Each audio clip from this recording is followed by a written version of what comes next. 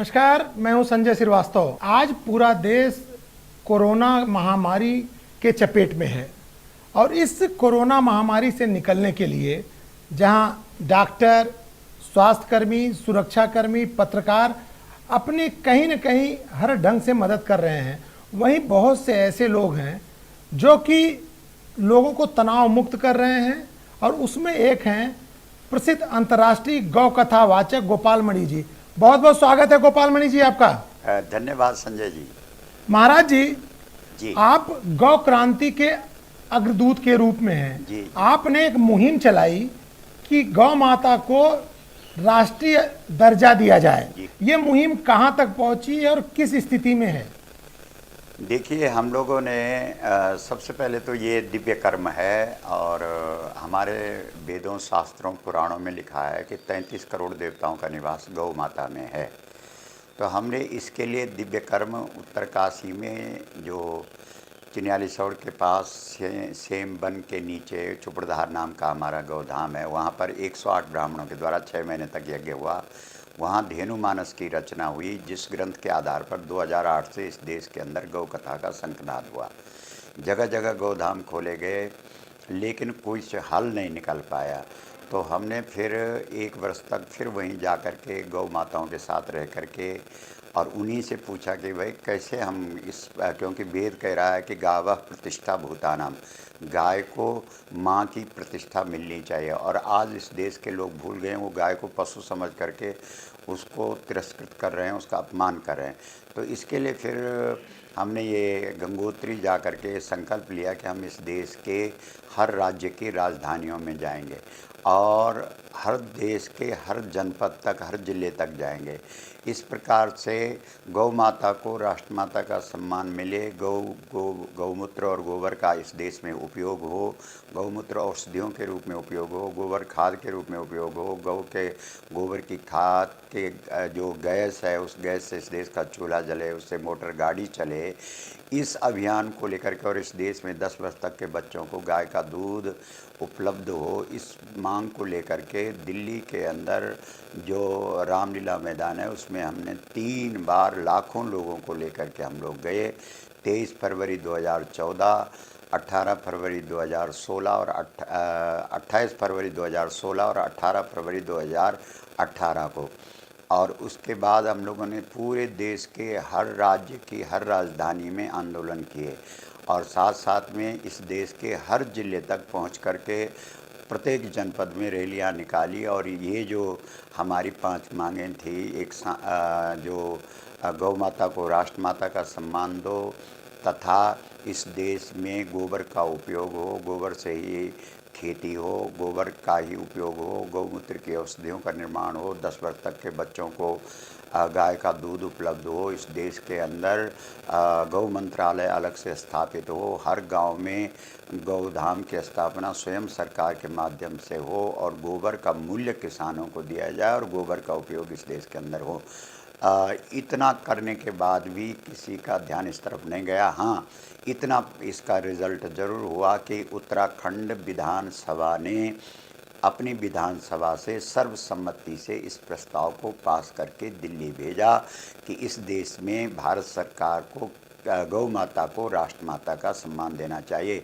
उसके बाद हमने हिमाचल में भी गए, वहाँ भी रैलियाँ की, तो वहाँ से भी विधानसभा से सर्वसम्मति से ये प्रस्ताव पास हुआ कि भारत सरकार को भेजा गया कि गौ माता को राष्ट्रमाता का सम्मान दिया जाए। मतलब 2 राज्यों ने अपनी अपनी विधानसभा से इस प्रस्ताव को सर्वसम्मति से पास करके भारत सरकार को यानी केंद्र सरकार को प्रेषित किया।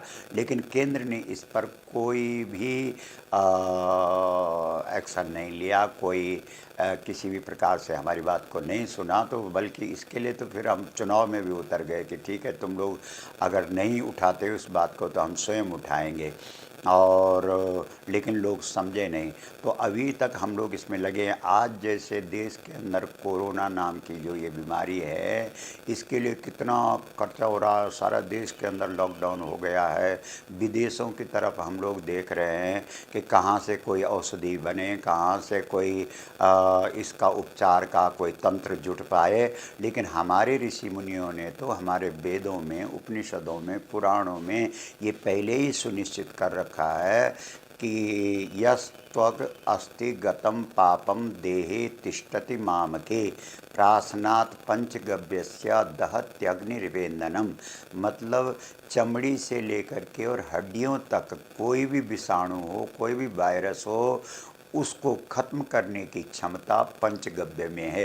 तो जब से ये पूरे देश के अंदर ये हो हल्ला हो रहा है या इस बीमारी से लोग संत्रस्त हैं, भयग्रस्त हैं, हम तो पहले दिन से ही कह रहे हैं कि भाई इस देश के अंदर तो ऋषियों ने पहले से ही दवा औषधि बता रखी है। क्योंकि हमारे यहाँ श्री कृष्ण को जब पूतना नाम की राक्षसी आती है और वो जहरीला तत्व लेकर के आती है और बच्चों को ख़त्म कर रही थी, तो जब वो श्री कृष्ण के पास भी आई तो श्री कृष्ण जब उससे स्पर्श हुआ श्री कृष्ण का, तो वो उसकी योजना थी वो तो फेल हो गई। लेकिन उसके बाद गोपियों ने श्री कृष्ण को तुरंत गौशाला में ले गई और गौमूत्रेण स्नापित्वा पुनर्गोरज सार्वकम, मतलब गौमूत्र से स्नान कराया गया। सबसे शुद्धिकरण का जो तत्व पदार्थ हमारे पास है, ये तो वेद कह रहे हैं, उपनिषद कह रहे हैं, हमारे भारत के। महाराज जी, हम रोज देख रहे हैं जी कि आप फेसबुक के माध्यम से लाइव लोगों को जी बता रहे हैं। जी जी जी।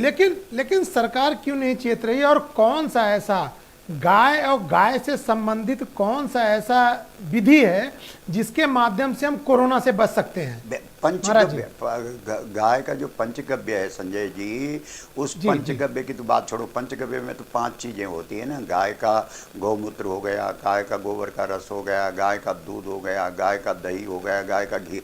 हमने तो स्नान करके भी दिखाया और वो जो वायरल था वो कम से कम 28 लाख लोगों तक पहुंचा। फिर भी सरकार ने इस तरफ ध्यान नहीं दिया। हम तो नित्य ही कह रहे हैं फेसबुक के माध्यम से, सोशल मीडिया के माध्यम से, कि भाई ये बातें, जैसे अमेरिका और चीन ने गौमूत्र का पेटेंट लिया, लेकिन हमारे ऋषियों ने भी तो ये पेटेंट कर रखा है जो हमारे उपनिषदों में लिखा हुआ है, गोस्तु मात्रा न विद्यते।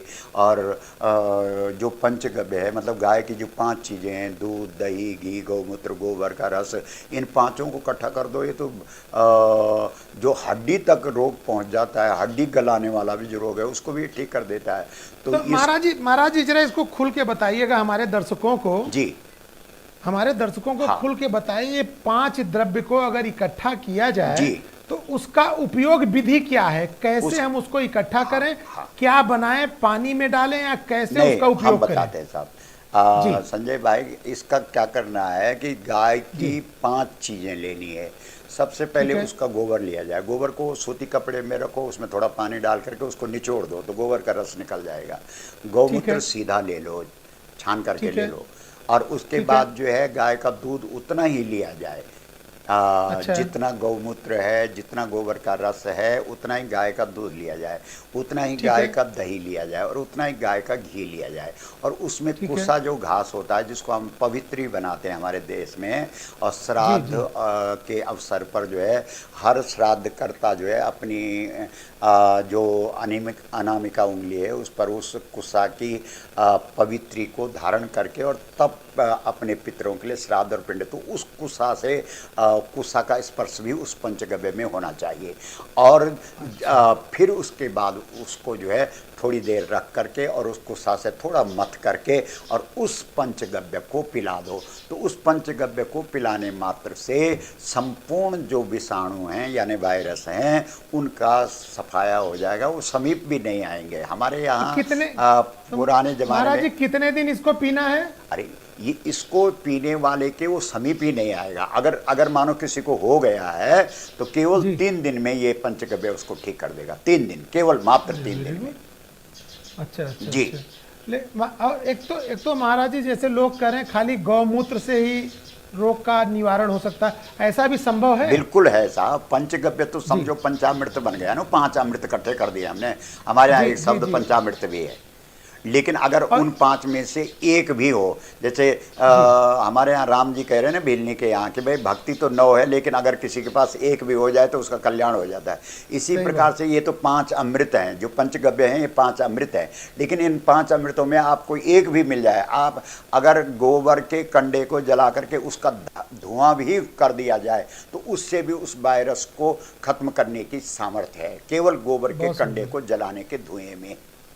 जी इससे महाराज जी यूमिन सिस्टम जो है, जी। हमारा जो इम्यूनिटी सिस्टम है, हाँ। क्या उस वह भी बढ़ सकता है? बिल्कुल, इससे प्रबल होगा और कोई भी वायरस आप पे आक्रमण कर ही नहीं सकता है। इतनी आपकी जी। इम्यूनिटी होगी, इतनी आपकी रोग निरोधक क्षमता होगी।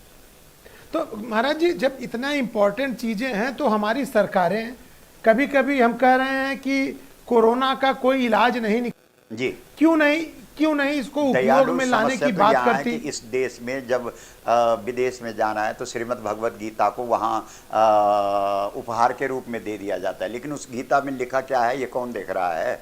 हम लोग गीता को मानते हैं लेकिन गीता की नहीं मानते हैं। हम पंचगव्य को मानते हैं लेकिन पंचगव्य की नहीं मानते, माने उपयोग नहीं करेंगे ना। और हमारे यहाँ तो आचार्यों ने उसका उपयोग किया है।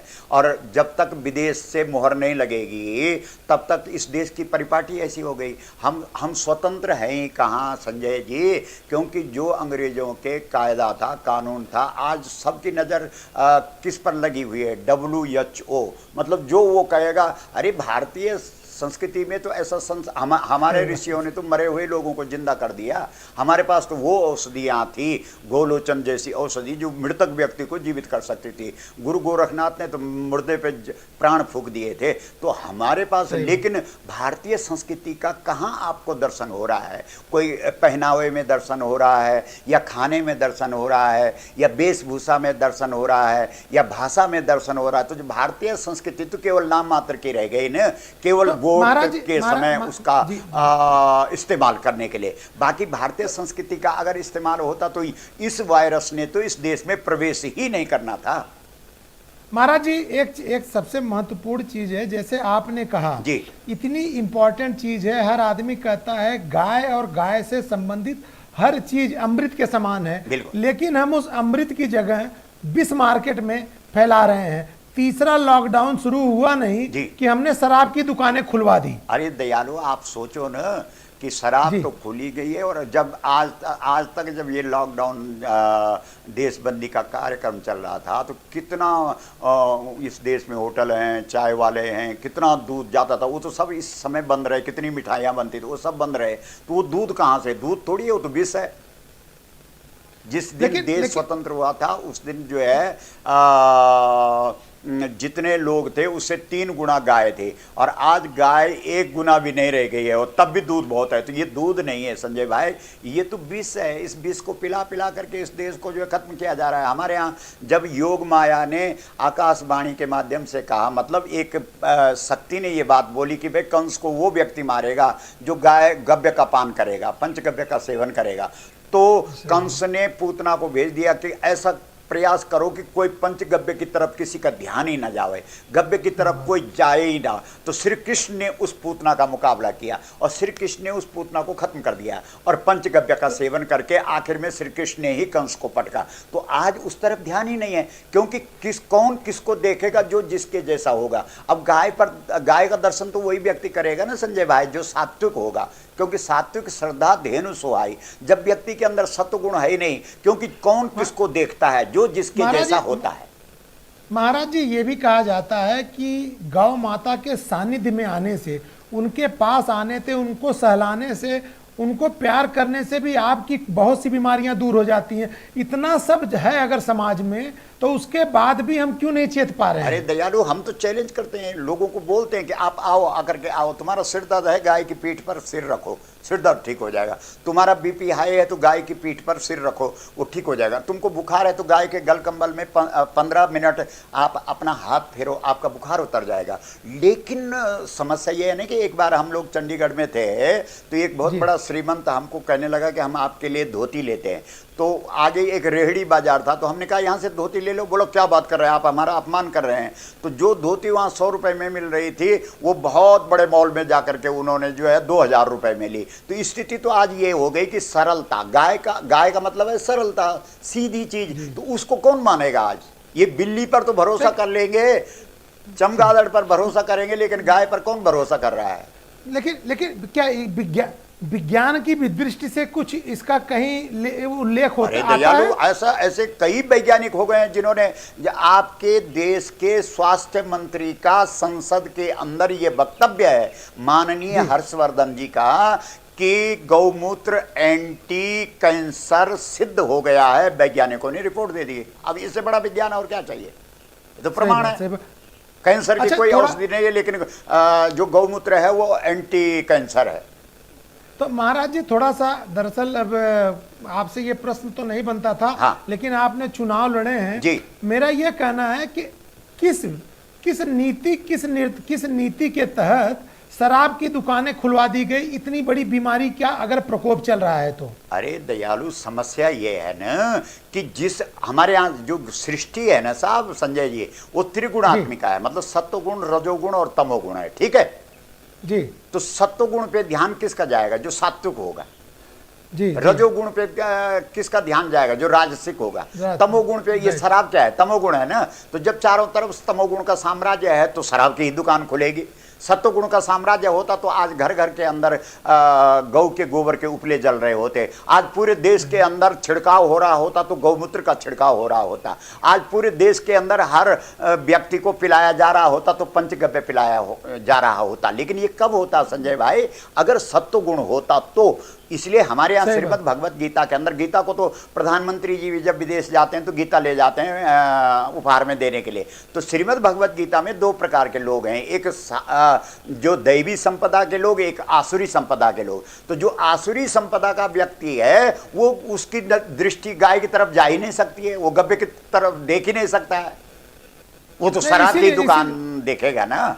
आपने देखा कितनी बड़ी लाइन लग गई, कितने जो है अब उनको, और मंदिर बंद हो रखे हैं। जहां जिन मंदिरों में, मंदिर और मस्जिदों में जहां अच्छी चर्चा होनी थी, लोगों को सात्विकता की ओर जाना था, भोग में रोग है, ये शिक्षाएं जो धर्म गुरु हैं उन्होंने देनी थी, उनको तो कर दिया बंद और शराब की दुकान खोल दी। अब आप बताओ, अब इसका क्या जवाब है? अब सोचो। नहीं महाराज जी, वही एक प्रश्न बनता है, सबसे बड़ा प्रश्न है जी, कि मान लीजिए हम कभी कष्ट में होते हैं तो हम भगवान को याद करते हैं जी। और आपने तो भगवान के घर पे ताले लगा दिया। अरे तो हम कहाँ जाएं?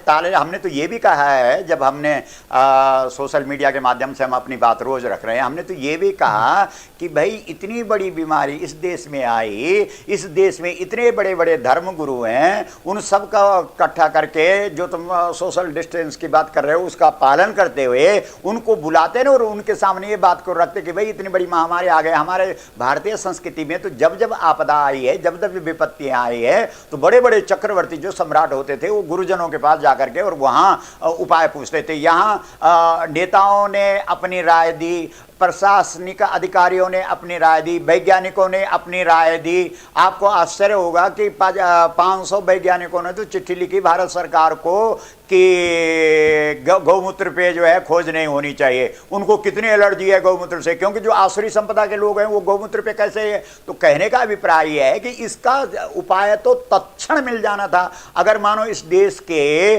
धर्म गुरुओं को बुलाया जाता कि भाई आप बताओ आपके धर्म ग्रंथों में क्या इस बीमारी का उपचार है, तो हमारे जैसे किसी व्यक्ति ने वहां जाकर के कह देना था कि बिल्कुल हमारे पास उपचार है। यस्त्वक अस्ति गतम पापम देहे तिष्ठति मामके प्रासनात् पंचगव्यस्य दहत्यग्नि रिवेंदनम। साहब हमारे यहाँ, क्योंकि पुराणों की भाषा में उसको पाप कहते हैं और विज्ञान की भाषा में उसे रोग कहते हैं, कि भाई चमड़ी से लेकर के और हड्डी तक जो पाप है यानी जो रोग है वो 1 मिनट में खत्म हो जाएगा। प्रासनात् पंचगव्यस्य, पंचगव्य का प्राशन करा दो आप, एक बार प्रयोग करके देख लो। इसमें आप लोग तो पता नहीं कितना खर्चा कर दिया और कितना जो है, कितना संसार के अंदर, और जो गरीब आदमी है उसकी तरफ किसी का ध्यान है? आप सोचो जरा, जो लोग धनवंत हैं, श्रीमंत हैं, उनको तो विश्राम मिल रहा है, लेकिन एक गरीब के तरफ आप देखेंगे तो खून के आंसू रोएंगे आप इतनी स्थिति लेकिन है। महाराज- क्योंकि जो लोग प्रतिदिन कमाते थे और खाते थे, उनके हालात देखो तो कैसे पैदल चल रहे हो। एक साइकिल पे जो है बच्चे भी बिठा रखे हैं, माँ भी बिठा रखे, पिताजी को भी बिठा रखा, और अपने आप वो साइकिल चला रहा। उस व्यक्ति को सोचो, वो किसी केवट से और किसी भील से कम है, तो उसकी क्या दुर्दशा हो रही है। लेकिन महाराज जी, जी। नीति निर्धारण करने वालों ने अगर गलत नीति बनाई है जी। तो आप जैसे जो धर्मगुरु हैं जी।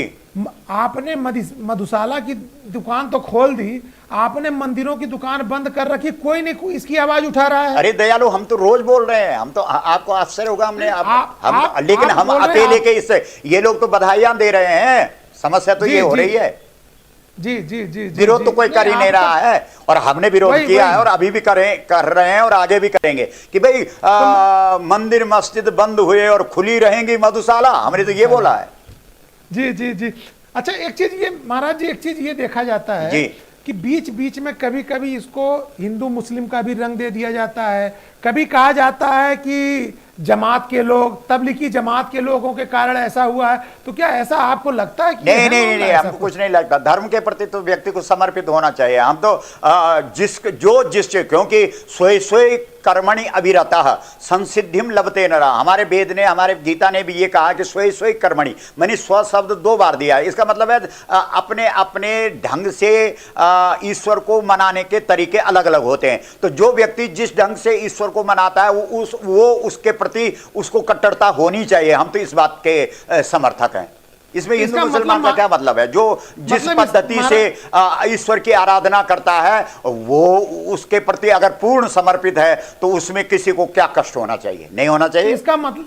इसका मतलब महाराज जी ये माना जाए जी। किसी राजनीति के तहत उन्हें निशाने पे लिया जा रहा है। अरे ये सब राजनीति जो व्यक्ति करता है वो तो पानी भी पीता है, तो उसमें भी देखता है कि कहीं वोट तो नहीं कट रहा है, और पानी पीते समय भी कैसी बात करते हैं। ये तो आपको भी पता है, मुझे भी पता है, बोलने की ताकत किसी को नहीं है, लेकिन हम तो बोल रहे हैं। तो आज जो राजनीतिक व्यक्ति होगा वो तो बोलने की बात होती है। आपके टीवी चैनल, हमने तो कहा कि इस देश के जो राष्ट्रीय चैनल हैं वो हमारे संदेश को ले जाओ, लेकिन कौन सुनेगा हमारी बात को? नहीं आप भाई जो राजनीतिक व्यक्ति, अरे हम फेल क्यों हुए? हमने भी चुनाव लड़ा, हम इसीलिए तो फेल हुए, हम वहां सिद्धांत को लेकर के गए, वहां सिद्धांत चलना था। जी जी जी, जहां दारू बन रही है वहां सिद्धांत चलना था, हम सिद्धांत को लेकर के गए, इसलिए हार गए। अब लगा हमको पता, राजनीति बिनु धर्म, राज बिना नीति के नहीं होता। हम अपने सिद्धांत आदर्श को लेकर के पहुंचे वहां के, हमको वोट दो, गाय माता को, हम तुम्हारे उत्तराखंड को स्वर्ग बना देंगे। उत्तराखंड जैसे ध्रुव का तारा आकाश में चमकता है ऐसे ही चमकेगा दिल्ली के अंदर। उत्तराखंड की आवाज, टिहरी गढ़वाल की आवाज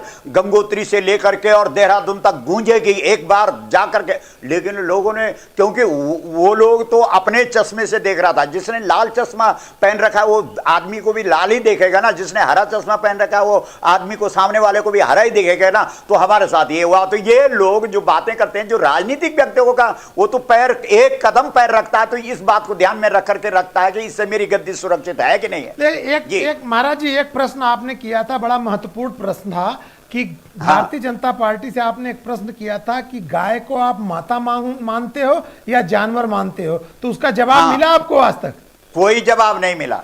और आपको आश्चर्य होगा, सुनिए कि जब इस देश के अंदर कांग्रेस का राज था तो कांग्रेस ने पहले बैलों की जोड़ी उनका चुनाव चिन्ह था, और उसके बाद जो है वो गाय और बछड़ा चुनाव चिन्ह था कि नहीं है? जी जी जी जी जी। उसके बाद ये लोग गए कि सुप्रीम कोर्ट में कि ये तो आस्था के नाम पर वोट ले रहे हैं, और कोर्ट ने उस चिन्ह को खत्म कर दिया कि नहीं नहीं नहीं ये आस्था का है। तो अब नहीं है वो आस्था क्या? सही बात सही बात सही बात। हाँ, तो इसीलिए हमारा किसी दल से, इसीलिए तो हम निर्दल हैं। हम दल में नहीं, हम निर्दल में। लेकिन महाराज जी, आप गाय माता को राष्ट्र माता बनाने के लिए 1 वर्ष आप हिमालय पे रहते हैं, 3 बार आप रामलीला मैदान में इतना बड़ा आंदोलन करते हैं, इसके बाद भी अगर सरकारें नहीं चेत रही तो क्या रास्ता बचता है? अब वो तो वही तो हम सोच रहे हैं कि हम तो लगे हुए हैं ना, हम चुप थोड़ी हैं। जी जी जी जी, हम निरंतर लगे हुए हैं और तब तक अंतिम श्वास तक हम लगे रहेंगे। अब गौ माता से ही हम प्रार्थना कर रहे हैं कि माता, तो क्योंकि हमने जब जो भी रास्ता उठाया, जब हम सफलता को देख रहे हैं कि बहुत दूर है, तो हम उसी से सवाल करते हैं, अब उसी से पूछ रहे हैं हम कि बोल आगे क्या करना है। और हमको वो जो प्रेरणा करते हैं हम वो करते हैं, और संसार की फिर कोई ताकत उसको रोक नहीं सकती। जब हमको गौ माता ने कह दिया कि लड़ो, तो कई लोगों ने हमसे सवाल किया कि तुमने लड़ा तो क्या फायदा हुआ उससे? तो हमने कहा फायदा फायदा ये हो गया कि अब पूरा जो ब्रह्मांड का नेतृत्व करती है गौ माता, उसके सामने हम छाती फुला करके जा सकते हैं कि देख माता, हमने उन सब लोगों का विरोध किया जिनके सत्ता में गौ हत्या होती थी। अब उस गौ हत्या के कलंक से हम कलंकित नहीं हैं, क्योंकि हमने सबका विरोध करके निष्कलंक होने के लिए आपके दरबार में अर्जी दे दी। महाराज जी, गौ हत्या के नाम पे आदमियों की हत्या हो जाती है जी, इसको कैसे देखा जाए? अरे दयालु, गौ हत्या के नाम पे, क्योंकि इन लोगों के लिए तो सामान्य है ना, गाय को पशु बना रखा है। तो अगर गाय को आप पशु के रूप में देख रहे हैं तो पशु के लिए कभी मनुष्य की हत्या थोड़ी हो सकती है। लेकिन अगर गौ को राष्ट्र माता का दर्जा मिल जाए, गाय को माता का सम्मान मिल जाए, तब कैसे किसी की माता की कोई हत्या करेगा? नहीं नहीं नहीं। इसलिए मूल बीमारी तो यह है कि गाय पशु है। जी जी। और अगर गाय पशु है तो पशु के लिए तो किसी मनुष्य की हत्या नहीं की जा सकती है ना। चलिए एक सबसे महत्वपूर्ण और अंतिम प्रश्न महाराज जी, आज आदमी लॉकडाउन में लगभग 45 दिन से ज्यादा हो गए, आदमी घर में बंद है, बड़ा तनाव में है। तनाव से मुक्ति कैसे मिले? जो मानसिक दबाव है आदमी को, उससे कैसे मुक्ति मिले?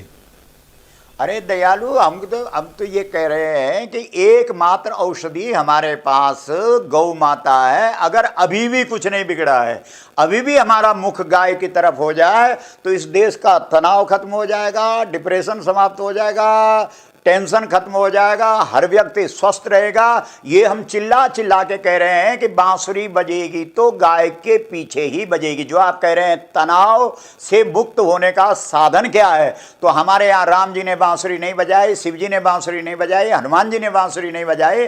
बांसुरी श्री कृष्ण ने बजाए, और कहाँ बजाए? मथुरा में नहीं बजाई, द्वारिका में नहीं बजाई, वृंदावन में बजाए, मतलब गायों के पीछे बजाए। जैसे ही भारतवर्ष गायों के पीछे खड़ा हो जाएगा, वैसे रोग मुक्त भी हो जाएगा, शोक मुक्त भी हो जाएगा, भय मुक्त भी हो जाएगा, तनाव मुक्त भी हो जाएगा। एकमात्र उपाय भारत के अंदर गौ माता है। धन्यवाद महाराज जी, बहुत बहुत धन्यवाद आपका हम लोगों से बात करने के लिए। बहुत बहुत अभिनंदन आपका ध्यान, आपके चैनल का ध्यान, प्राइम चैनल का हम बहुत अभिनंदन करते हैं, धन्यवाद देते हैं।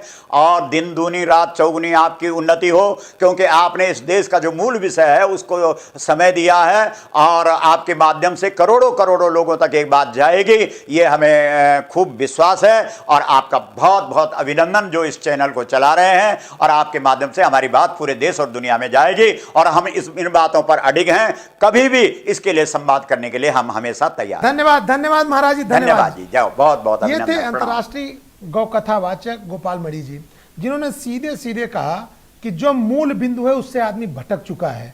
आदमी गाय को, अगर आज गाय को ध्यान दे, गौ माता को ध्यान दे, गौ माता से निकले हुए जो चीज हैं, गौमूत्र है, गौ गोबर है, अगर उस पर ध्यान दिया जाए, उसका उपयोग किया जाए, तो कोरोना जैसी महामारी से बचा जा सकता है। हम उम्मीद करते हैं कि महाराज जी के बातों से हम कुछ न कुछ इसका प्रयोग करेंगे और कोरोना से बचेंगे। धन्यवाद।